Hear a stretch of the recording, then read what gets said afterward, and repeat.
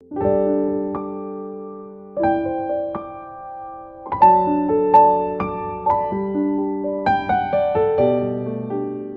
우리에게 주시는 하나님의 말씀은 창세기 1장 26절로 31절입니다.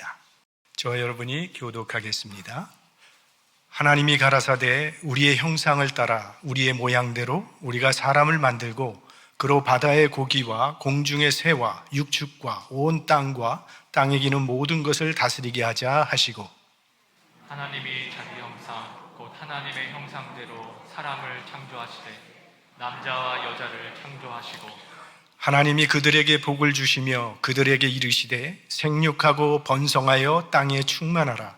땅을 정복하라. 바다의 고기와 공중의 새와 땅에 움직이는 모든 생물을 다스리라 하시니라.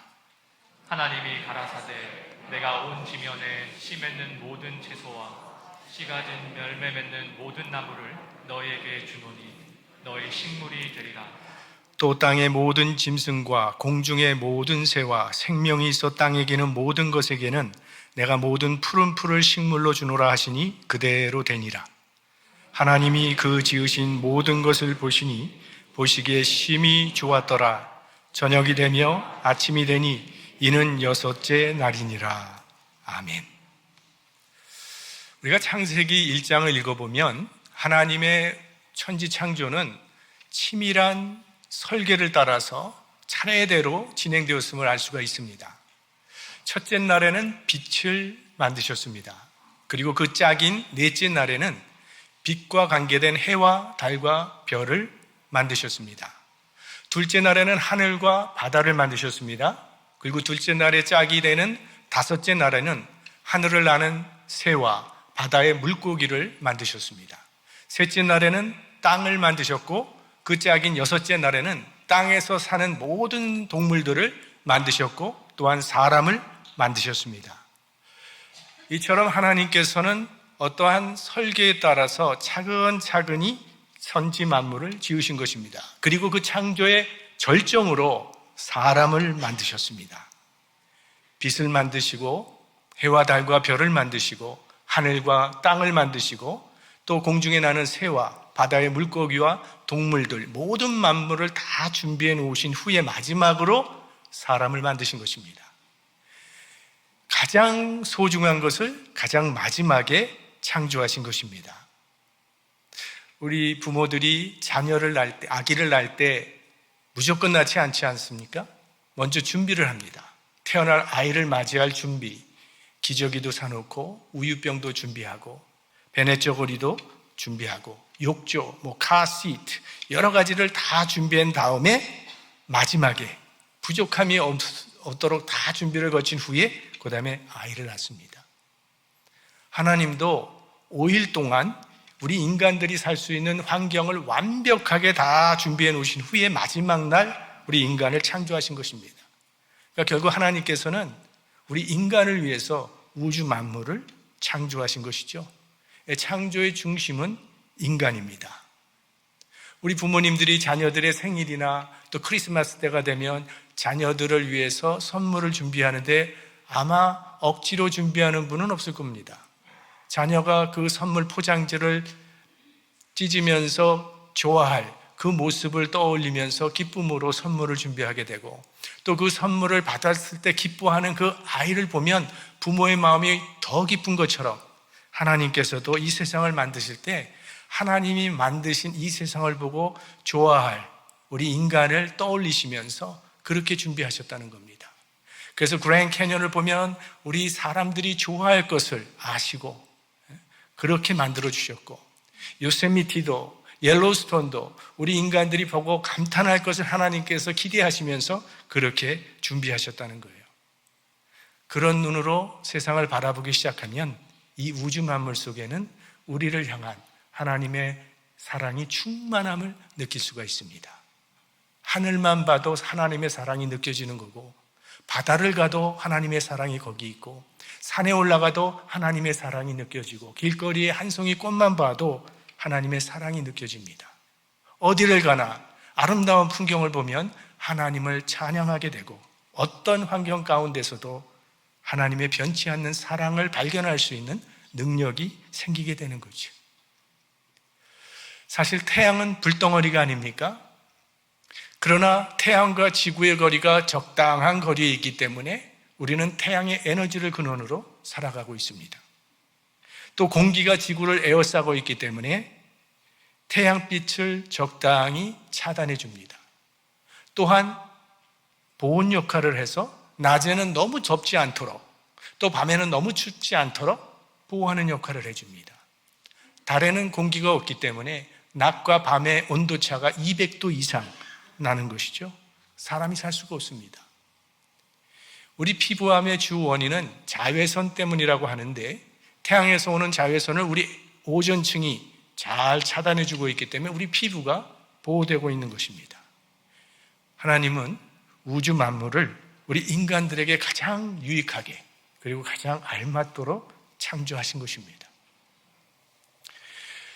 오늘 우리가 읽은 본문은 인간 창조에 관한 말씀인데, 인간은 다른 모든 피조물과는 다르게 만드셨음을 알 수가 있습니다. 우리 27절 말씀을 보면 하나님이 자기 형상, 곧 하나님의 형상대로 사람을 창조하시되 남자와 여자를 창조하시고, 인간을 하나님의 형상대로 만드셨다고 말하고 있습니다.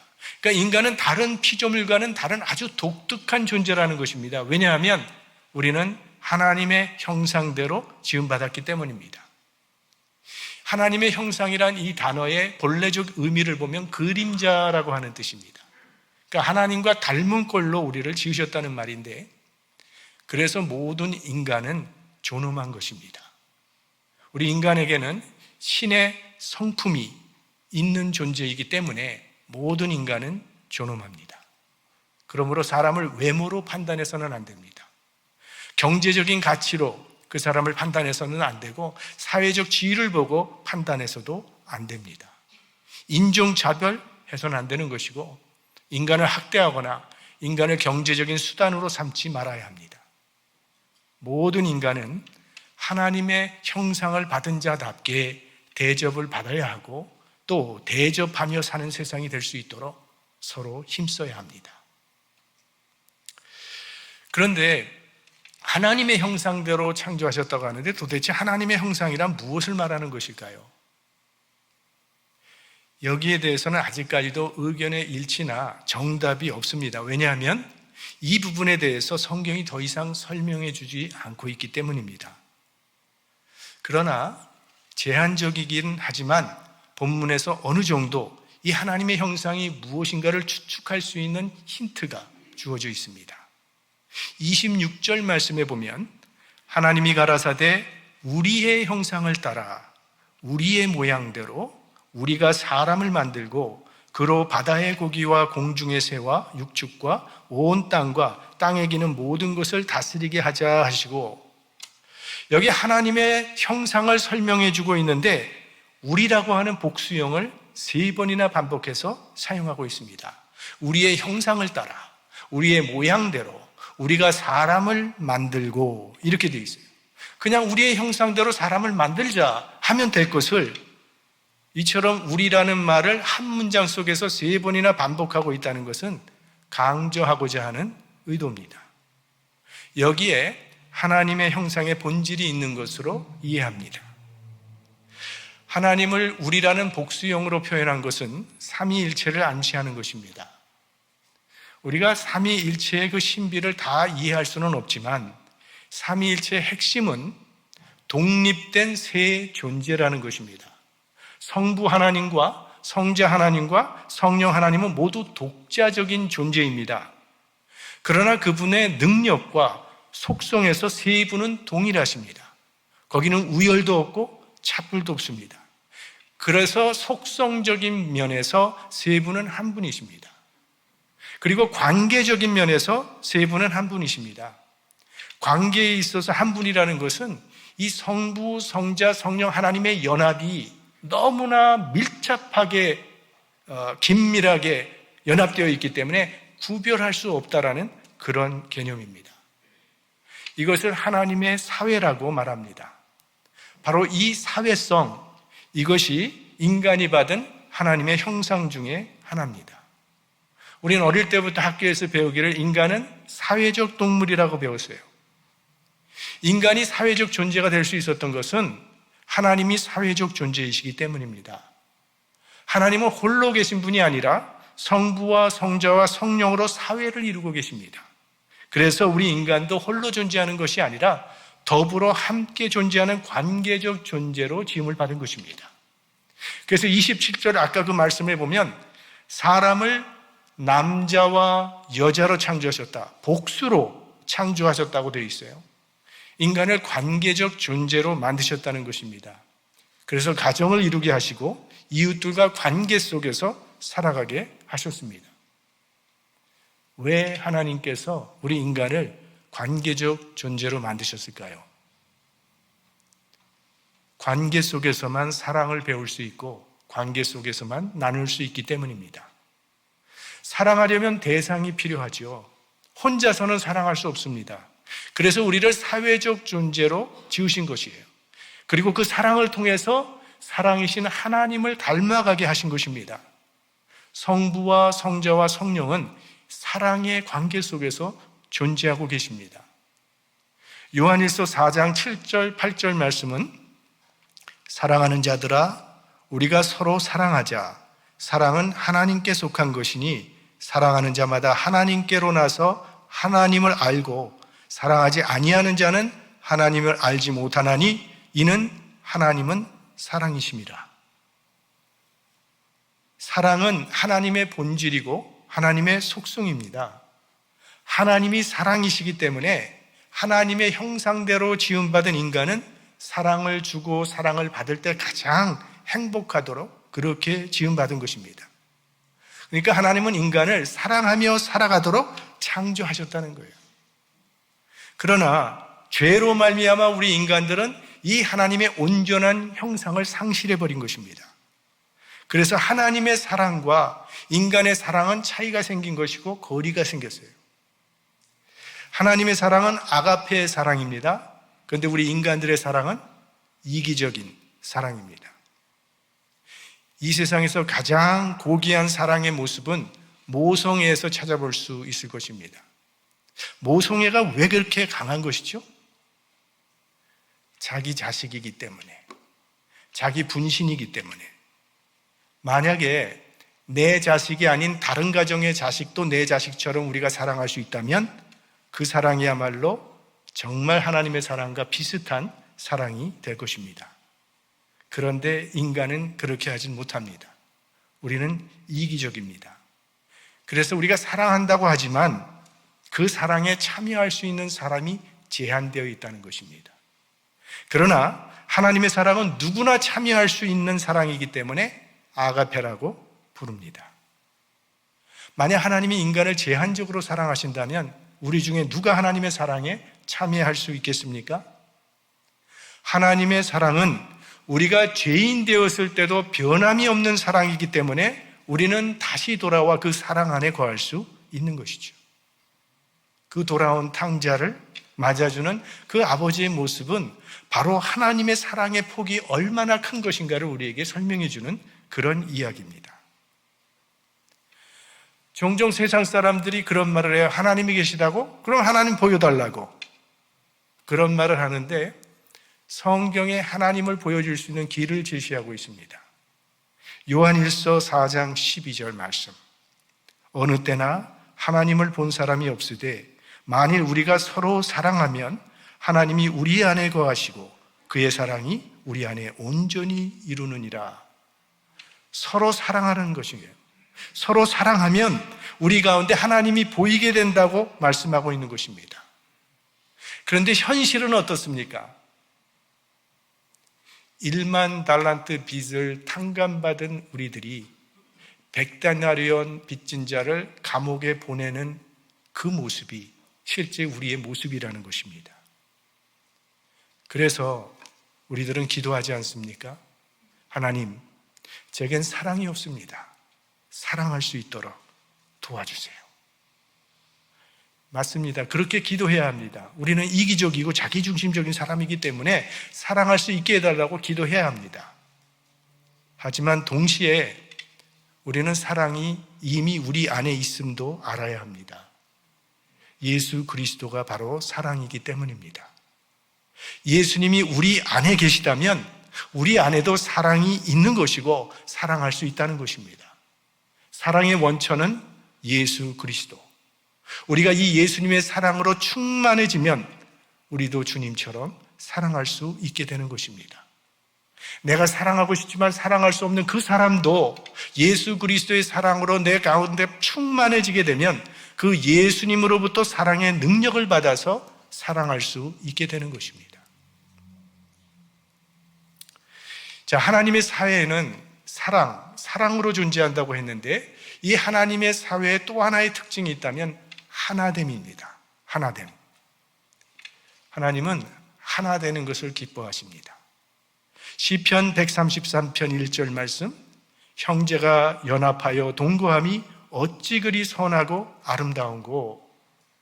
하나님은 부부가 하나 되고 형제가 하나 되고 교회가 하나 되는 것 기뻐하십니다.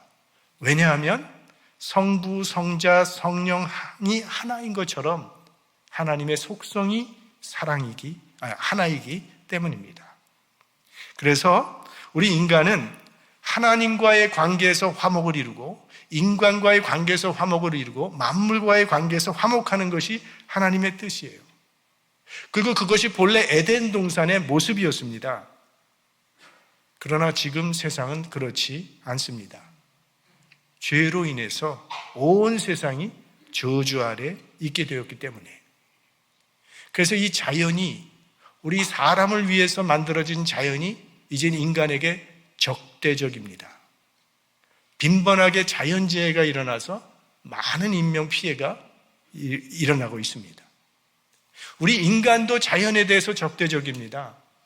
하나님이 만드신 이 세상을 인간들이 그 생태계를 파괴하고 있기 때문에, 그래서 하나님이 보시기에 이 좋았던 세상이 탄식과 고통을 당하고 있다는 것입니다. 그리고 인간이 인간을 상하게 하고 해하게 하는 그런 세상이 되어버렸습니다. 만일 죄가 없었다면 미움도 없었을 겁니다. 분열도 없었을 것이고 전쟁도 없었을 것입니다. 그런데 이 죄 때문에 우리가 하나 되지 못하고 있는 겁니다. 뭘 열심히 못해서가 아니라 결국은 우리 인간의 죄성이 하나 되지 못하게 하는 거예요. 하나 됩시다 아무리 외쳐봐도 얼마 가지 못합니다. 왜? 우리 내적인 문제이기 때문에. 우리는 이 내적인 변화가 필요한 겁니다. 예수 그리스도의 마음을 품어야 합니다. 나도 그리스도의 마음을 품고 다른 사람도 그리스도의 마음을 품으면 비로소 하나 될 수 있는 겁니다. 예수 그리스도의 마음은 겸손한 마음입니다. 빌립보서 2장 6절 7절, 그는 근본 하나님의 본체시나 하나님과 동등됨을 취할 것으로 여기지 아니하시고 오히려 자기를 비워 종의 형체를 가져 사람들과 같이 되었고. 예수님은 하나님의 본체시지만 자기를 비워서 인간이 되어 세상에 오셨습니다.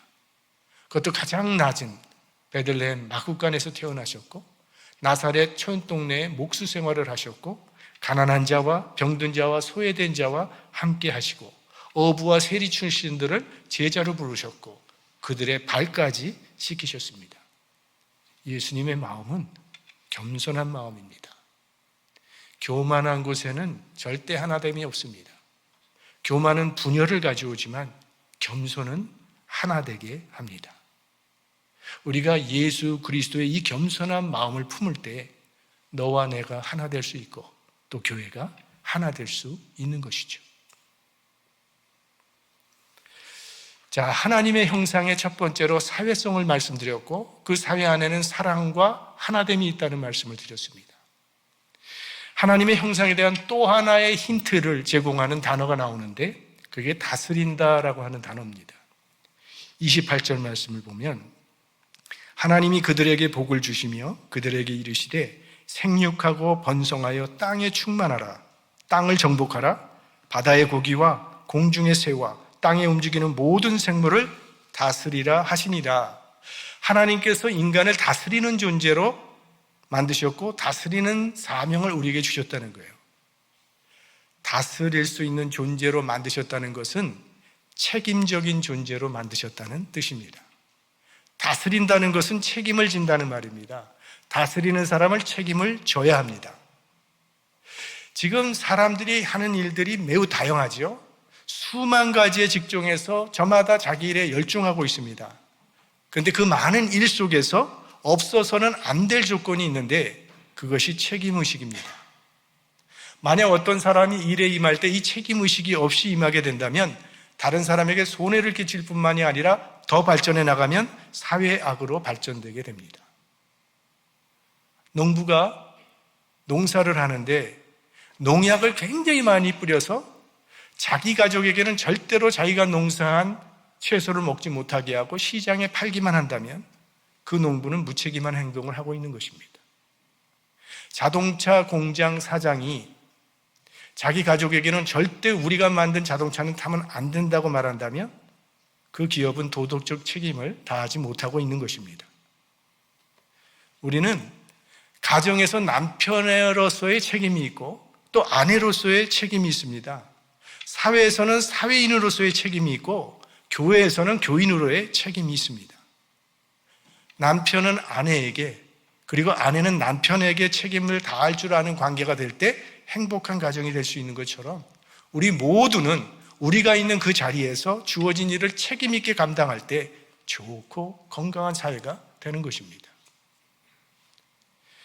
하나님이 보시기에 좋았던 이 세상이 죄로 인해 망가졌는데도 하나님께서 그냥 버리시지 아니하시고 지금까지 내버려 두시는 것은 하나님께서 만드신 세상에 대한 책임의식 때문입니다.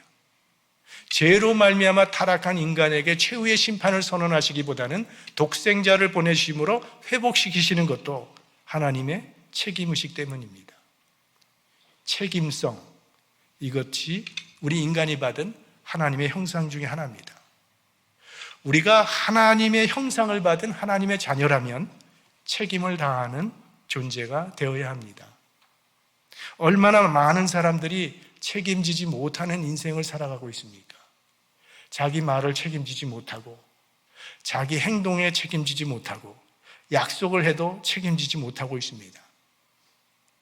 왜 우리는 책임을 다하지 못하는 것일까요? 결국은 욕심 때문입니다.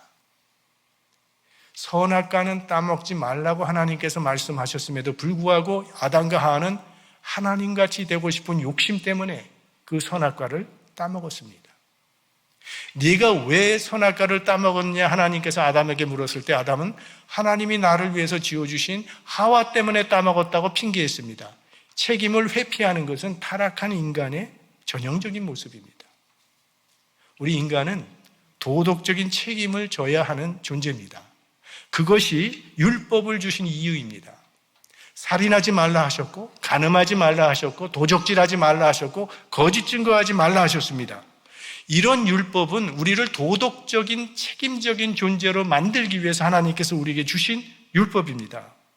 그런데 물질의 욕심 때문에 그 책임을 다하지 못하는 것이고 성적인 욕망 때문에 도덕적 책임을 감당하지 못하고 있는 것이고 명예과 권력욕 때문에 우리는 도덕적 책임을 다하지 못하고 있는 겁니다. 그러니까 우리는 욕심을, 욕망을 다스려야 합니다. 만물을 다스리기 전에 먼저 내 안에 있는 이 욕망을 다스려야 합니다. 자신의 욕망을 다스려서 책임을 다하는 것이 하나님의 형상을 받은 인간들의 합당한 모습입니다. 우리는 모두 하나님 앞에서 책임을 다하는 인생을 살아갈 수 있게 되기를 소망합니다. 마지막으로 우리 인간은 영적 존재라고 하는 것이 하나님의 형상입니다. 하나님은 영적 존재십니다.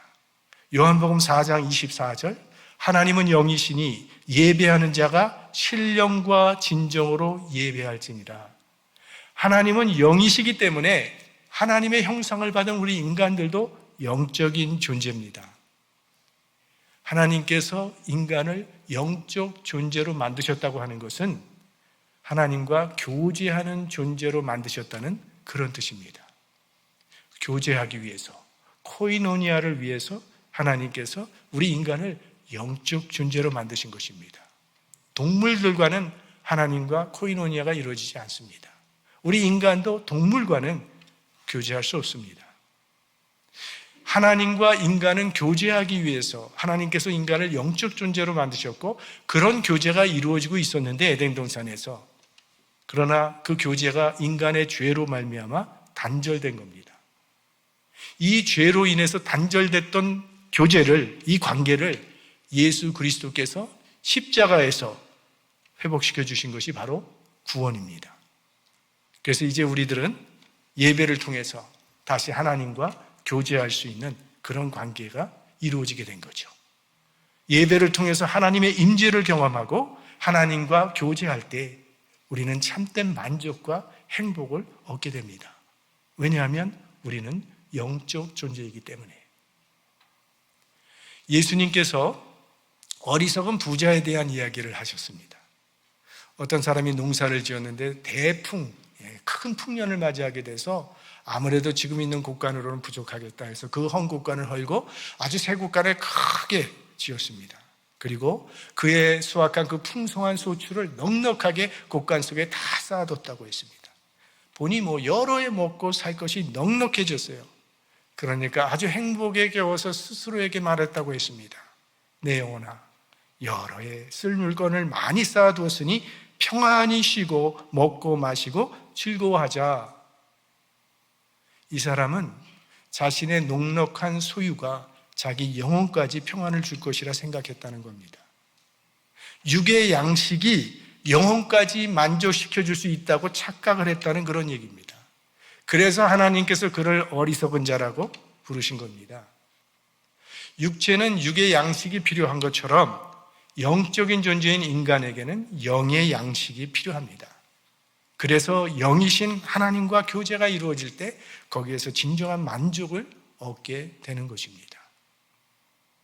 오늘 몇 가지 하나님의 형상에 대해서 말씀을 드렸는데 사실 우리는 하나님의 형상을 다 알 수가 없습니다. 그래서 하나님께서 예수 그리스도를 보내주신 것입니다. 예수님은 이 세상에 오셔서 하나님에 대해서 우리에게 말씀해 주셨고 하나님을 우리에게 보여주신 분이십니다. 그러면서 나를 본 자는 하나님을 본 것이라고 말씀하지 않으십니까? 그래서 예수님은 하나님의 완전한 형상입니다. 자, 우리 인간들의 축복이 있다면 하나님의 형상대로 지음받았다는 것. 우리 대개 부모님들 보면 우리 자녀들의 얼굴을 보면 부모님의 형상이 거기 나타나지 않습니까? 아, 쟤는 누구 아들이구나, 누구 딸이구나 금방 알 수가 있습니다. 아주 정말 닮은 사람은 우리가 붕어빵이라고 부르지 않습니까? 애 낳은 가정에 가서 애가 정말 엄마 아빠를 많이 닮았네요 하면 부모들이 다 좋아합니다. 그러나 어쩌면 애가 엄마도 아빠도 하나도 닮지 않았네요 하면 좋아할 사람 한 사람도 없습니다. 하나님도 우리가 하나님을 닮기를 원하십니다. 그래서 하나님의 형상대로 우리를 창조하신 것입니다. 우리가 어떻게 해야 그럼 하나님을 닮을 수 있겠습니까? 날마다 하나님을 바라보고 살면 하나님을 닮게 됩니다. 우리는 바라보는 대상을 닮도록 되어 있습니다. 그래서 부부는 닮는 거 아닙니까? 안 닮은 부부는 그거 이상한 겁니다. 바라보고 살면 닮게 되어 있습니다. 그래서 큐티가 중요한 것이죠. 매일 주님을 바라보는 것입니다. 그렇게 날마다 주님을 바라보고 살면 우리도 주님을 닮게 될 것입니다. 그래서 예수님께서 나를 본 자는 하나님을 본 것이라고 하신 것처럼 우리를 통해서도 하나님이 보여지게 되기를 주님의 이름으로 축원합니다.